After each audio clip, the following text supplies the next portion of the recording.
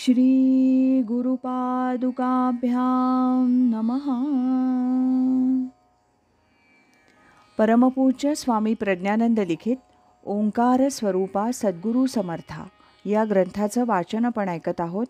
आज ऐकूया या ग्रंथातील प्रकरण 5, स्वामी स्वरूपानंद जीवन तत्वज्ञान याचा भाग 6.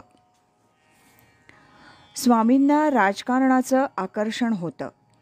महात्मा गांधींच्या तत्त्वज्ञानाचा प्रचार ते करत होते. ते उत्तम वक्ते होते. पुणे, दौंड, बारामती, इंदापूर, सोलापूर इथं अनेक व्याख्यानं त्यांनी दिलेली आहेत. खादीचा प्रचार केलेला आहे. स्वावलंबन आणि स्वदेशीचा प्रचार केला आहे. टिळक विद्यापीठाचे उपकार्यवाह म्हणून त्यांनी काम केलेलं आहे. चरित्रकोश मंडळामध्ये संशोधक म्हणूनही त्यांनी काम केलेलं आहे. भारत इतिहास संशोधक मंडळामध्ये संशोधनाकरता लागणारी जी सामग्री लागते तीही तयार करून दिलेली आहे. हा एका बाजूला चाललेला त्यांचा लौकिकातला अभ्यास, हा छंद चालूच आहे. त्यांच्या चरित्रात असा उल्लेख आहे की राष्ट्रसंघटन शास्त्राचा पद्धतशीर अभ्यास करावा आणि पदवी घ्यावी याकरता ते टिळक विद्यापीठाचे विद्यार्थी म्हणून अभ्यास करायला लागले. आणि त्याच काळामध्ये मार्क्स, फ्रॉइड, जोड, टॉल्स्टॉय, रस्किन, थोरो, गांधी, नेहरू या सगळ्यांचे ग्रंथही ते वाचत होते. त्यांच्या जोडीला पुन्हा गीता, उपनिषद, ज्ञानेश्वरी, दासबोध यांचाही अभ्यास चाललेला होता. मिठाच्या सत्याग्रहात त्यांनी भाग घेतलेला होता. अप्पासाहेब पटवर्धन यांच्याबरोबर महात्मा गांधींच्या आदेशाला साथ देण्याकरता म्हणून सत्याग्रहातही त्यांनी भाग घेतलेला होता. त्यांना अटक करून येरवड्याच्या तुरुंगामध्ये काही काळ ठेवण्यात आलेलं होतं. तिथं त्यांना शंकरराव देव, पटवर्धन बंधू, S.M. जोशी यासारखे मित्र भेटले. तुरुंगामध्ये सुद्धा स्वामी आपली सोहम साधना करत राहिले होते. आपल्याला बऱ्याच वेळेला प्रश्न पडतो, साधना करायची आहे म्हणजे उत्तम घर पाहिजे, स्वतंत्र उत्तम खोली पाहिजे, एअर कंडिशन सगळं वातावरण पाहिजे, मग आम्ही साधनेला बसणार. तसं काहीही असत नाही. तुरुंगामध्ये सुद्धा स्वामींनी सोहम साधना केली. त्या काळामध्ये त्यांनी 2 पदं लिहिलेली आहेत. मार्क्सवादाचा उत्तम अभ्यास स्वामींनी केलेला होता.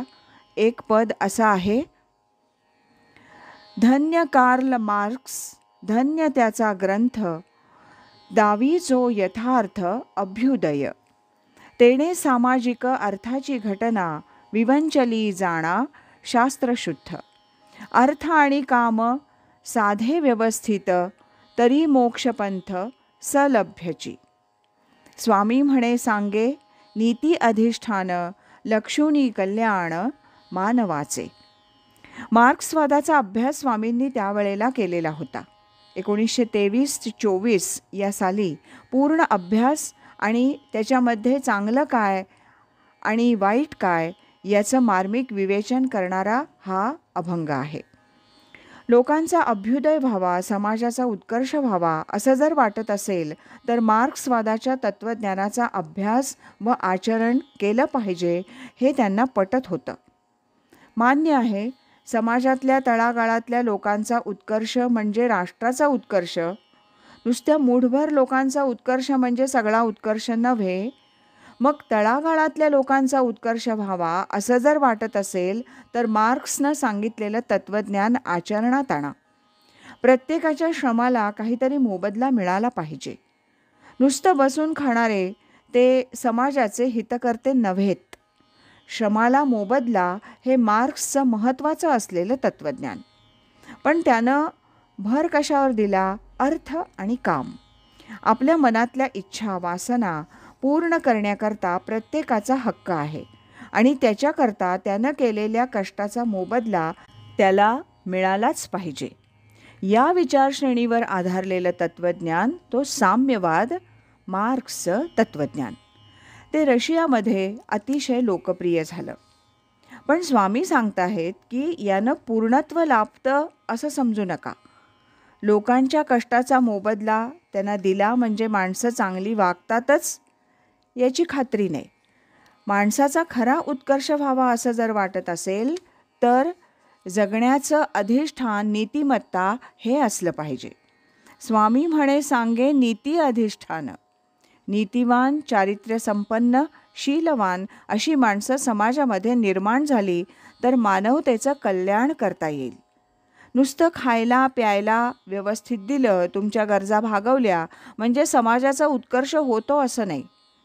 प्रत्येक समाजाला धर्म पाहिजे, नीती पाहिजे, तत्त्वज्ञान पाहिजे, आदर्श पाहिजे. हे सगळं दिलं पाहिजे. हे त्या काळात त्यांनी लिहून ठेवलं आहे. अर्थशास्त्री मार्क्स, मनोवेत्ता फ्रूड, अभ्यासुनी जोड इत्यादिक. अर्थ आणि काम दोनची पुरुषार्थ पुरेत हितार्थ मानवासी. त्या काळातल्या विचारवंतांच्या मनामध्ये हा एक अतिशय जोरदार विचार होता. अर्थ आणि काम ह्या दोन गोष्टी मिळाल्या म्हणजे माणसाचं हित झालं. त्यावेळचे तत्त्ववेत्ते प्रचारात, लेखनात, व्याख्यानात हे सांगायचे, अर्थ आणि काम हेच मानू ध्येय, धर्म मोक्ष सोय नको आम्हा. आम्हाला धर्माची गरज नाही, आम्हाला मोक्षाची गरज नाही, अशा तऱ्हेचा प्रचार त्या काळामध्येही करत होते.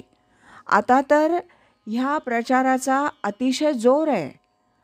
आम्ही खरे पुरोगामी, आम्ही बुद्धिवादी आहोत, आम्ही देव मानणार नाही, धर्म मानणार नाही, अशा तऱ्हेनं वागणारे लोक त्या काळामध्ये होते. आज इथेच थांबूया. यानंतरचा भाग पुढच्या वाचनात ऐकूया. राजाधिराज सद्गुरुनाथ महाराज की जय.